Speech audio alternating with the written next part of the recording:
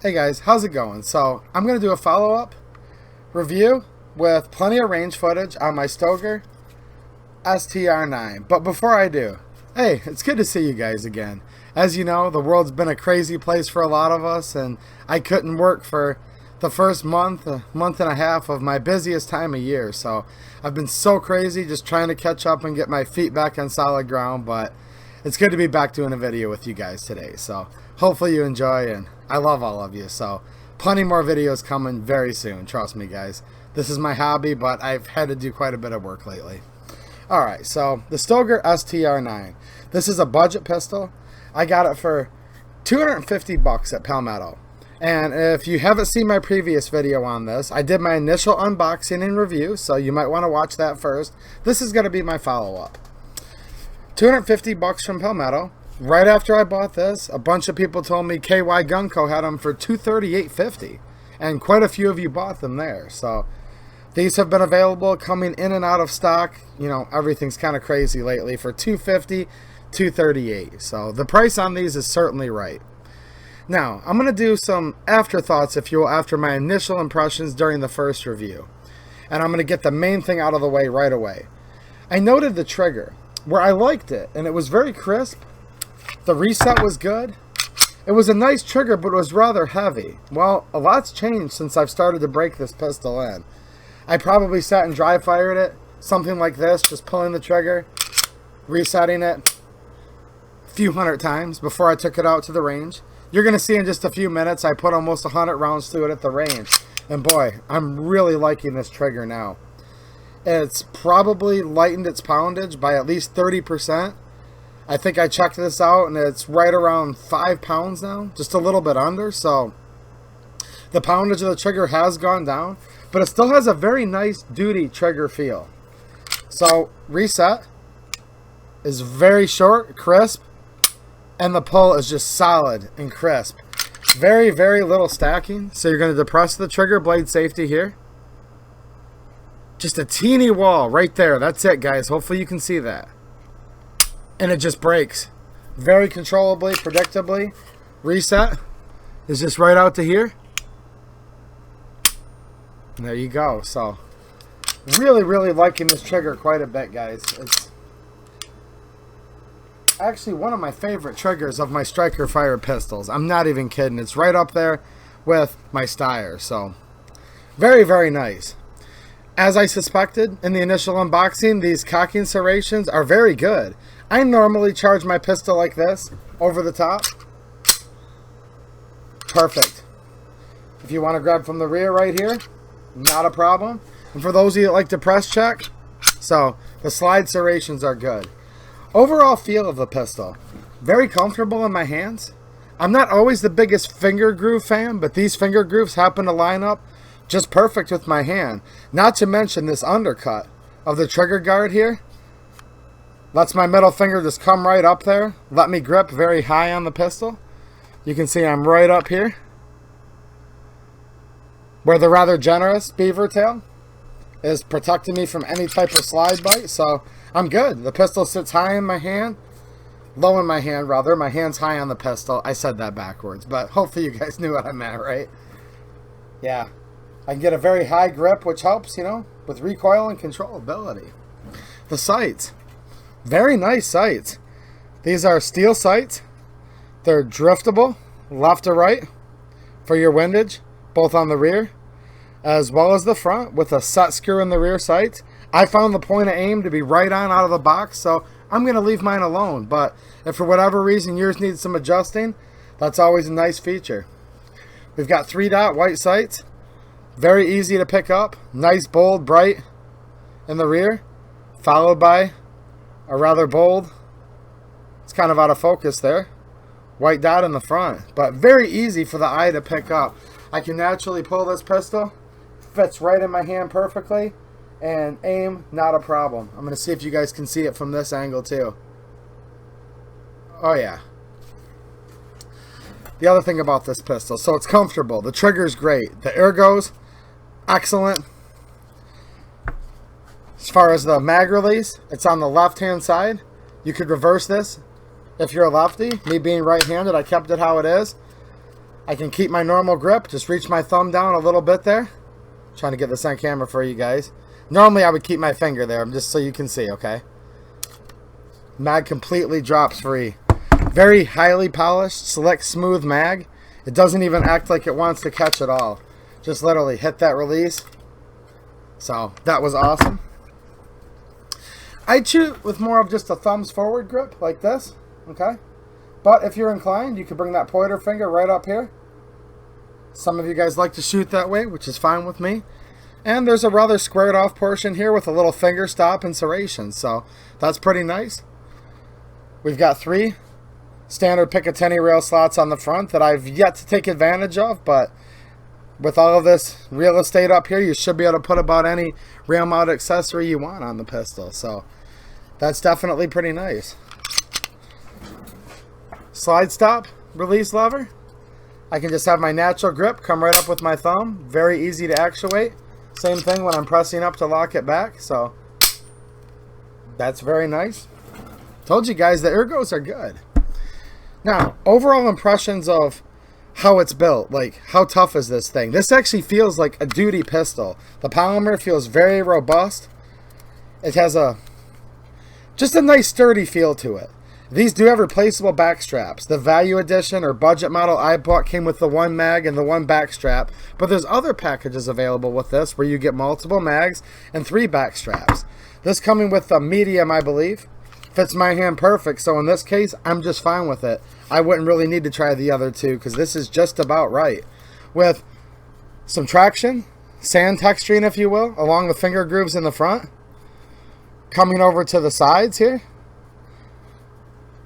The side of the grip frame, and then in the very back we have these rather sharp pylons that grip very, very well. So I'm real happy with the overall grip. The polymer feels very robust. The slide is great. The slide feels very, very sturdy. I like how they rounded and melted the edges. It gives it a nice look and makes it comfortable, quite frankly, just to grip over the top in my case when I rack the pistol with these aggressive slide serrations. So I think it has a nice look to it. What do you guys think? I think it's a pretty good looking gun, actually. Another thing that makes it feel very robust, this has a very high poundage recoil spring, guys, like a lot more. And you're going to see in the range, we're going to talk about that in a little bit, but I brought a couple other pistols with me just to compare. So I guess you're going to kind of have to just take my word for it because there's no way for me to really show it, but very, very high poundage recoil spring. This is after me racking it quite a few times manually and firing the handgun. Let's compare it to the G3, which I'm going to take out of my Forge Tech holster. People keep asking me, what's a good holster for the G3? Taurus, Smith & Wesson, many other brands, Glock. I recommend Forge Tech, guys. So go back, look at my Taurus playlist. You'll see videos on this. I just want to mention it because every day almost somebody asks me of a nice holster for the Taurus G3. So here we go. Forge Tech, local Michigan company. Alright. The G3. Great pistol, as you guys already know. Probably half the effort required, guys. Literally like half. Very, very little resistance on that spring. Seems to be plenty enough for it to work good, but very easy. Compared to the Stoeger STR-9, it's almost double. It really is. If it's not 100% more force required to cycle it, it's 80%, 90%. I'm telling you, huge infinite difference between the STR-9 and the Taurus G3. And then just for another variable here, I've got my Polymer 80 Glock with the Rem Sport complete upper assembly with their stainless steel guy rod and recoil spring, right? So this is an aftermarket setup here. The Glock, a little more resistance than the G3, but still only about 3/4 of the way to this. So this has a more robust, harder to rack, if you will, recoil spring than almost any semi-automatic pistol I own. We're going to go do some range footage in a minute, and you'll see. And I actually had an issue, I'll tell you guys. I'll talk about it afterwards, whether I'm going to blame the gun or not. But let's just say this. This heavy-duty recoil spring, it does a couple things good for you. What it's going to do is make it where there's way less felt recoil, because basically the recoil that's going to get transferred from any given round is going to come at the shooter in a couple ways, right? Some of it's going to get absorbed by the recoil spring, right? Eat up some of that energy. The weight of the slide, and even the flex in the polymer, to be honest, is going to mitigate or absorb some of the recoil. The rest is going to go to the shooter's hand.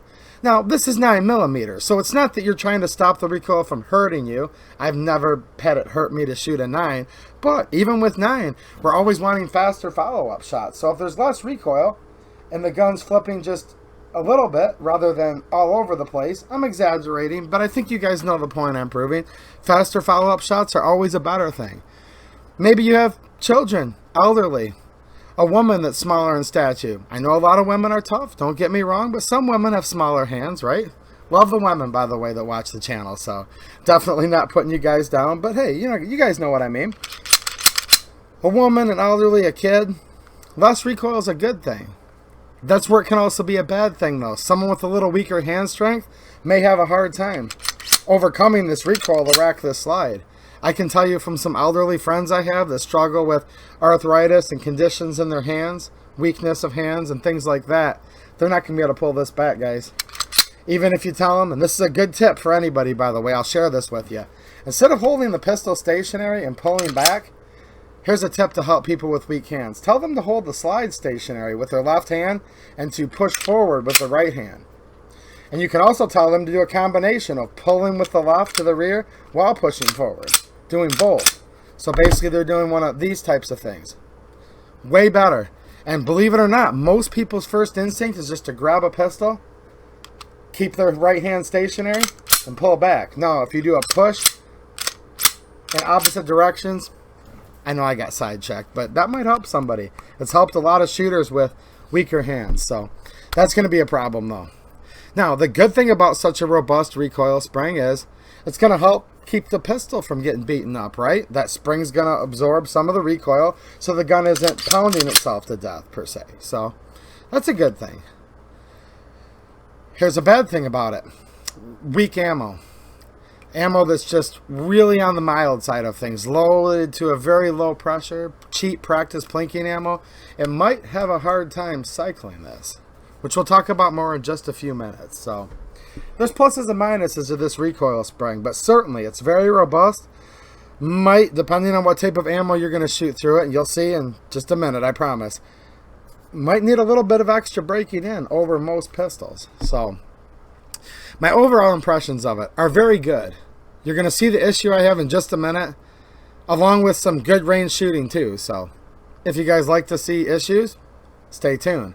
If you'd like to see me having a lot of fun at the range, well, stay tuned too, because it was actually a combination of both. So again, just to follow up from the original one, I think I've kind of covered most of what I want to right now.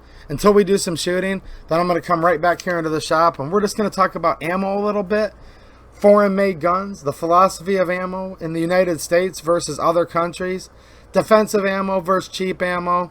So we'll discuss all that in a few minutes. So let's go out to the range. I'm going to be shooting the Stoeger STR-9 as well as the G3. So I've been wanting to do a follow-up video with this little beauty for a while too, because as you guys know, I really like my G3. So see you guys in just a minute here.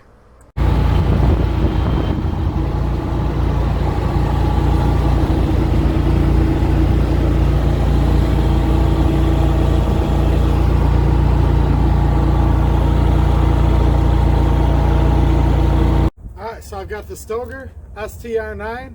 These are going to be the first shots.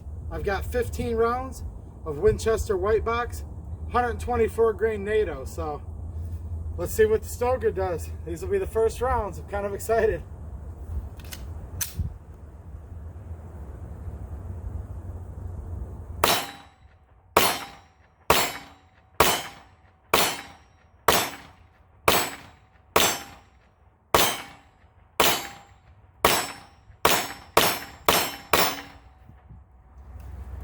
Wow, that was nice. NATO ammo, ran it smooth. I'm gonna load this up with some other ammo and be back in just a sec. Alright, now I've got 15 rounds of the Federal, 115 grain, full metal jacket. Let's see if the Stoeger likes these.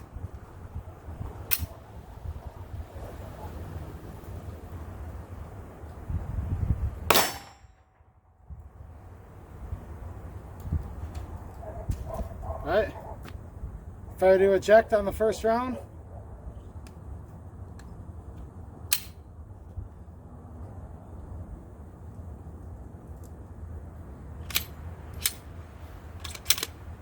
Alright, I got it out of there. Let's try it again.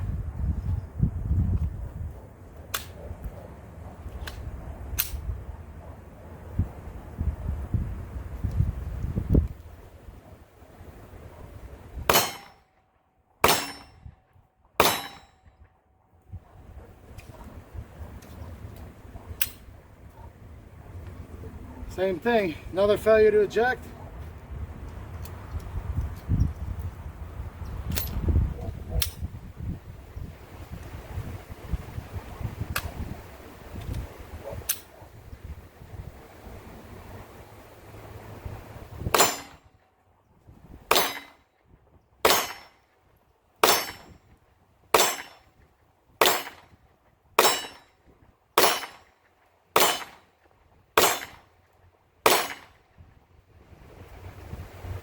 Alright, and then on the last round, one more failure to eject.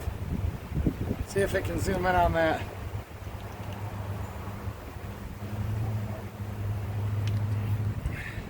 Just not fully wanting to eject this cheap 115 grain, but I like the NATO.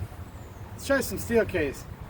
Alright, this will be the third mag through the Stoeger STR-9. I've got 115 grain Wolf, steel case, full metal jacket.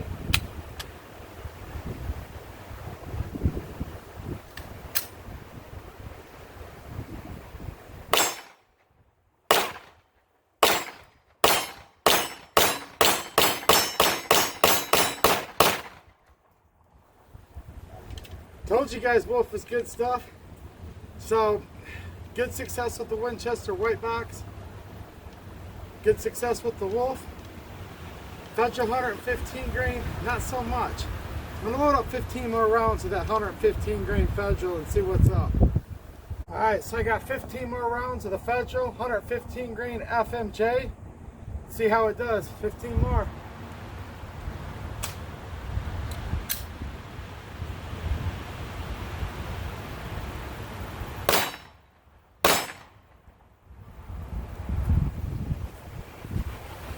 Same problem.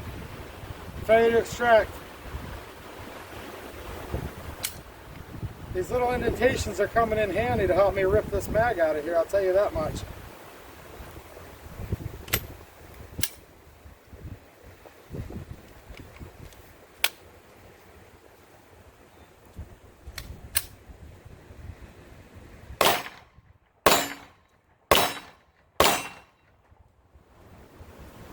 Same thing, failure to extract.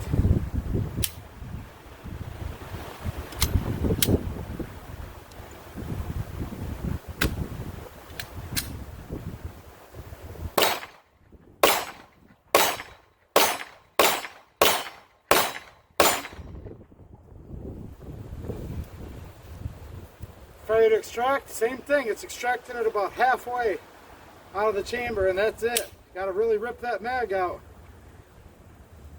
Looks like I got one round left.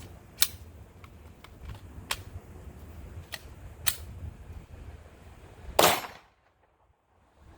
did extract that last round. Alright, but go back to the Wolf one more time.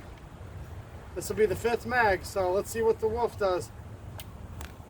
Alright, I got 15 more rounds of Wolf, steel case, FMJ.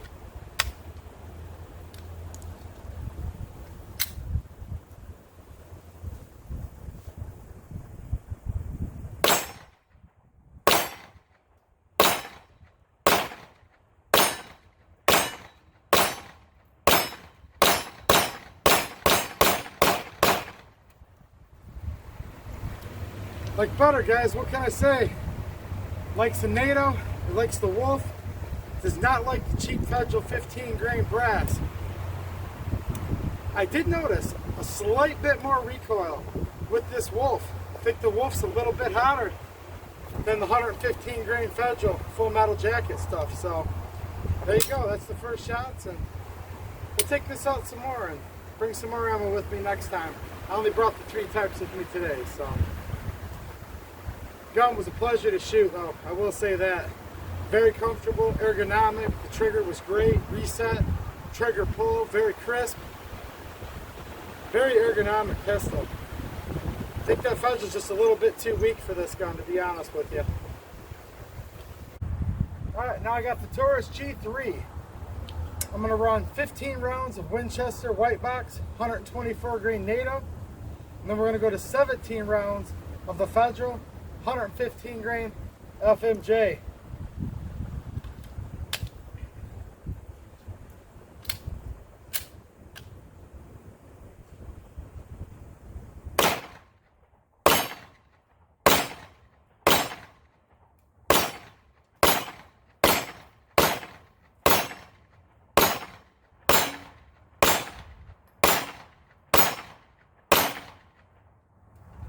Alright, fed the Winchester NATO like a champ.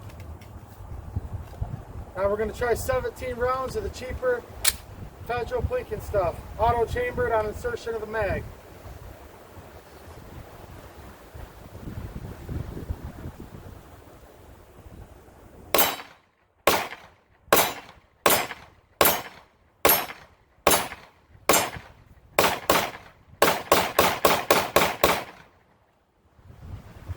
Alright, 17 rounds, 115 grain FMJ, Taurus G3, nice little gun, that's for sure. Alright, now I'm going to run 15 rounds of the Wolf, 115 grain, steel case, full metal jacket. So, let's see how the G3 likes the Wolf.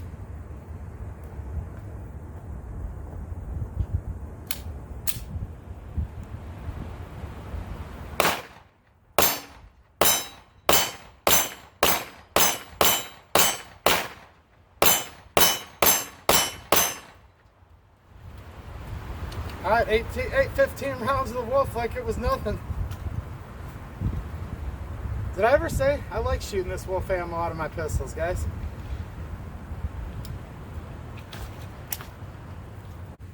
Alright, so I had 5 rounds of the Wolf left in the box, so didn't want to go home unless I finished the box up. So 5 more rounds of Wolf, just for the road out of the new Stoeger.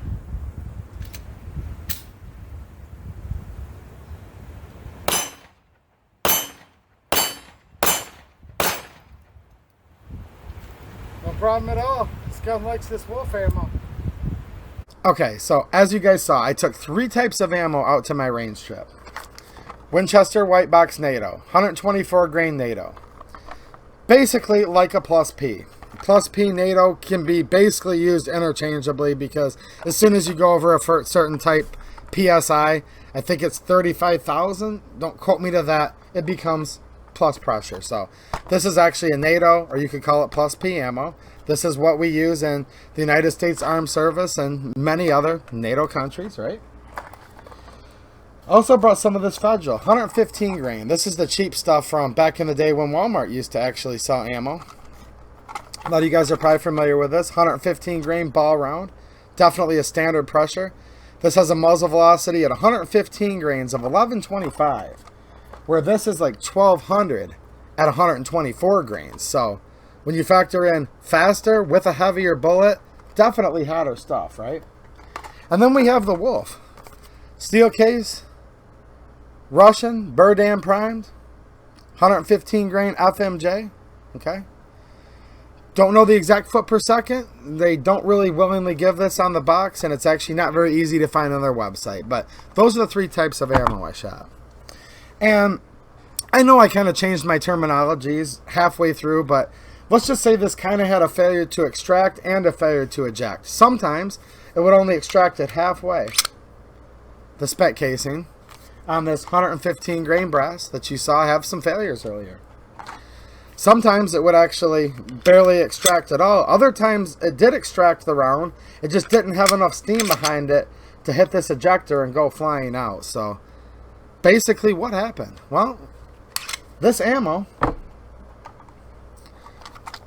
is too low powered for at least my example of my STR-9 as it sits right now, since it hasn't been fully broken in yet.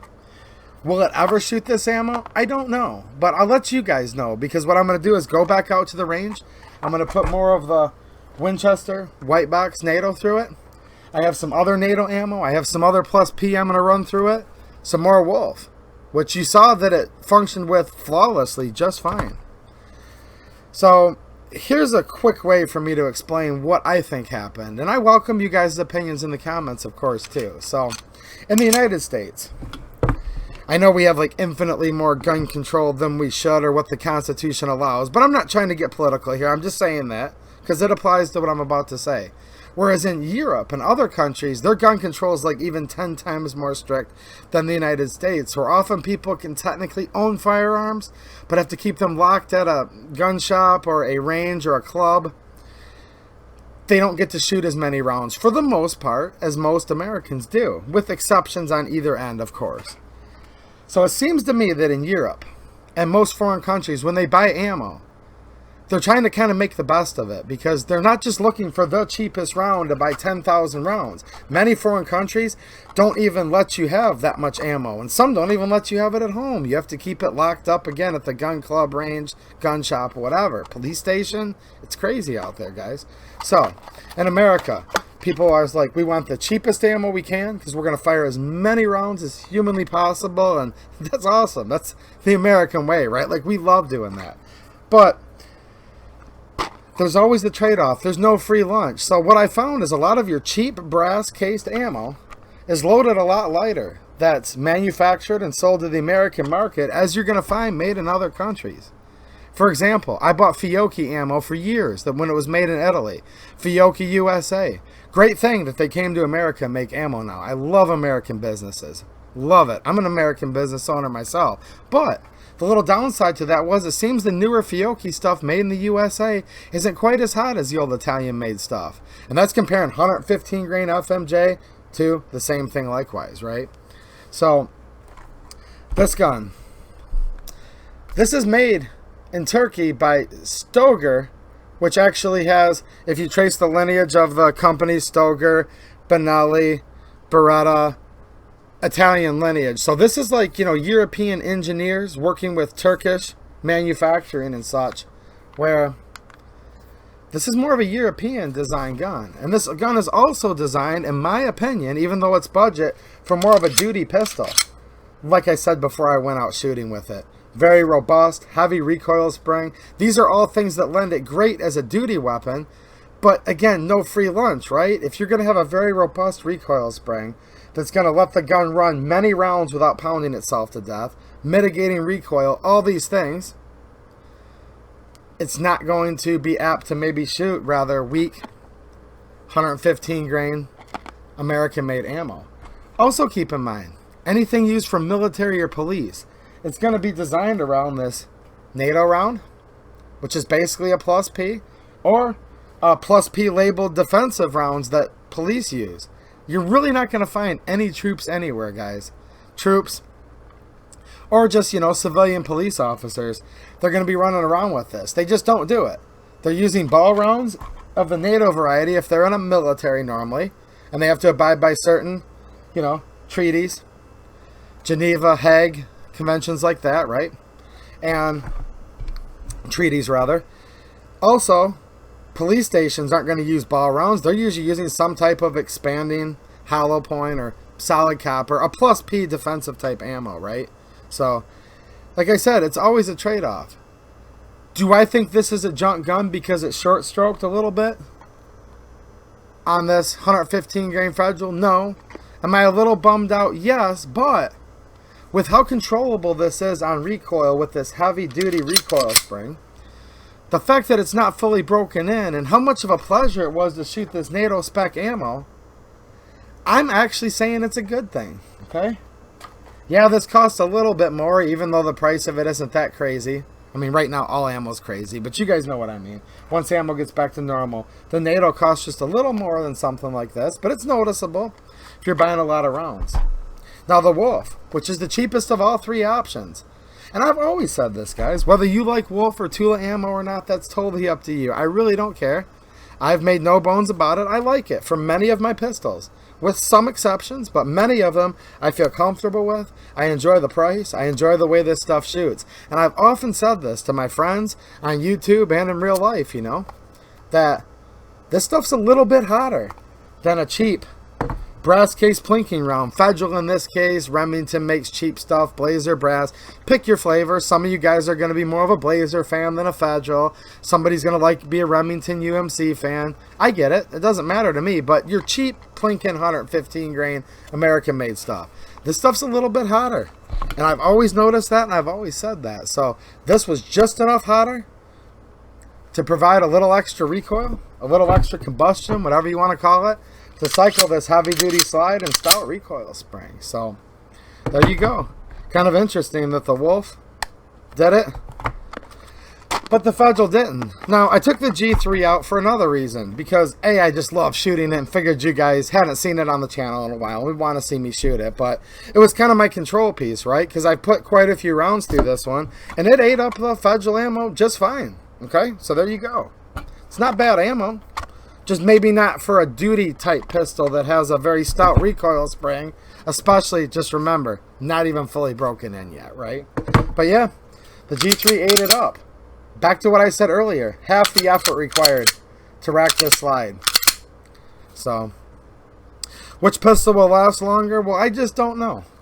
My G3's yet to fail me. In theory, you could say the Stoeger's built to last a little more than the G3 because of the heavier duty components, but I don't know that. This little Taurus might run forever too, because I've had a pretty good opinion of the Taurus G2Cs and the G3s.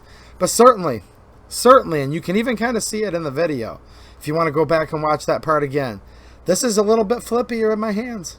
A little bit. This is a little more controllable for faster follow-up shots. So it depends what you're wanting to do with the pistol. If you're using this for any type of duty use, personal protection, whatever, I think I'll take the stiffer spring with the faster follow-up shots, knowing that I'm going to be shooting high-powered ammo for anything somewhat serious and, quite frankly, even range use. I like to use this Winchester white box, NATO, and other types of NATO ammo too. A little more expensive, but still affordable. So you guys can decide all that on your own, but I'm not surprised that this functioned perfectly fine in the Taurus G3 and many other pistols. Just so much ease of racking, guys. It's so hard to describe it to you. It's literally about half, okay? Look, trying to rack it from press checking. I don't know if you guys can see, but I'm having to squeeze. Like, you can't just grab two fingers delicately. Can't do it. Where this, I can grab two fingers and rack it back and forth all day, okay? So, yeah, big difference there. European design, made in Turkey. Foreign made gun, basically. Foreign design gun. They use hotter ammo there. They just do. Go look it up if you're not experienced with it. But I think a lot of you actually know what I'm talking about. The Europeans don't like to shoot the extremely low powered stuff, which I've gotten a lot of comments, you know, in the last year of you guys saying, why is ammo kind of weak here in the United States? Well, I think, and you know, let me know in the comments if I'm wrong, but I think it's just people are shooting a lot in this country. God bless the USA. We have way too many gun control laws, but still more freedom to shoot than many or most other countries, right? So we go for quantity. We just want to shoot tons of lead down range, which is awesome. So there you go. This Russian stuff is a little bit hotter. It worked just fine. I'm definitely going to take this out, shoot some more rounds through it. Maybe when it's completely broken in. I'm not sure where that'll be. I'm still at a little bit under 100 rounds with it. It might start eating this stuff, okay? But I will note, it was the same exact box, this box right here that's still half full, that I shot with the Stoeger and the G3. So I don't think this was a bad box of ammo. I kind of ruled that out. Another thing I might do, I think it might help a little bit, but springs are designed to stay compressed. You know, you can put a load of magazine and keep it loaded for years, and it doesn't really weaken the spring. But I might just do a little bit to give it an initial set. I might do one of these. I might just open this up, use the slide stop, and just let it sit just like this on the desk for a week or two. Maybe that might help break in the spring just a little bit, but at the same time, I'm not really minding the stout recoil spring because the follow-up shots were so easy to do. The fault recoil was so low. I kind of like the robustness and the heavy-dutiness of this recoil spring. So, stainless steel guide rod, which is a nice feature. The coating on the barrel looks very nice. I'm not noticing any wear yet on anything. So yeah, overall impressions are great, guys, for the money. I would still recommend buying one if I were you. Let me know. Let me know what you guys are shooting as far as cheap USA made brass stuff, or whether you're shooting the Wolf, your self-defense ammo. Maybe you guys are shooting the Winchester Whitebox NATO, some Cellular and Balat NATO, Aguila. There's tons of really good choices out there, guys. So let me know. Another thing, they come and go. They come in and out of stock. You guys are awesome. You're always letting me know in the comments and letting the other viewers know. But KY Gun Co. These mags, guys, this can be an issue. They're made in Italy. They seem to be great mags. 15 rounds, highly polished, nice mags. But they're like 40 to 50 bucks, depending where you buy them, okay? And it only comes with one, unless you go to KY Gun Co. when they're in stock. And I was lucky enough a couple weeks ago to pick up 3 extra OEM Stoeger STR-9 mags, guys. So there you go. 1, 2, 3. And they even have a $33 price tag. But I swear, they've been on sale. As of the time of filming this video, they're back in stock, $19.99. So with the 4 mags, I can load up more at the shop, do some more follow-up shots, and I think probably do a round 3 at the range with this, right? So there you guys go. I had fun shooting the Stoeger. I really like it. Of course, I had fun shooting the Taurus G3. And for you guys that are waiting for my next G2C project pistol video, that's coming soon. I already have the range footage of me shooting with, you know, enhanced or upgraded recoil guide rod assembly, the stainless steel one. So we're definitely going to be looking at that in a video again very soon. So definitely recommend it. It's probably the only gun that's jammed on me the first time I took it out that I'm still recommending, and that's because I think I know why, and I'm actually cool with it. You guys make your own decisions. I'm going to always tell you guys the truth. What happens on this channel, you'll make your own decisions. But I'm not frustrated because it did shoot the Wolf just fine. It shot the NATO just fine, and I do appreciate how controllable this is to shoot and how heavy duty it is, and quite frankly love everything else about this pistol. But we'll keep updating you guys and let you know if it gets broken in, and this works just fine. Alright, cool. I'm gonna get off of here for now. Got plenty more work to do, but I definitely look forward to doing my next video, and I hope all you guys are doing good. I miss you guys, and I just hope everybody's doing good out there. I know life's tough for a lot of you, but try to keep your head up, and hopefully for all of you guys that have bought these $250 budget pistols, that you're going to have good results and just love shooting yours to death. Alright, thanks for watching, and have a good one.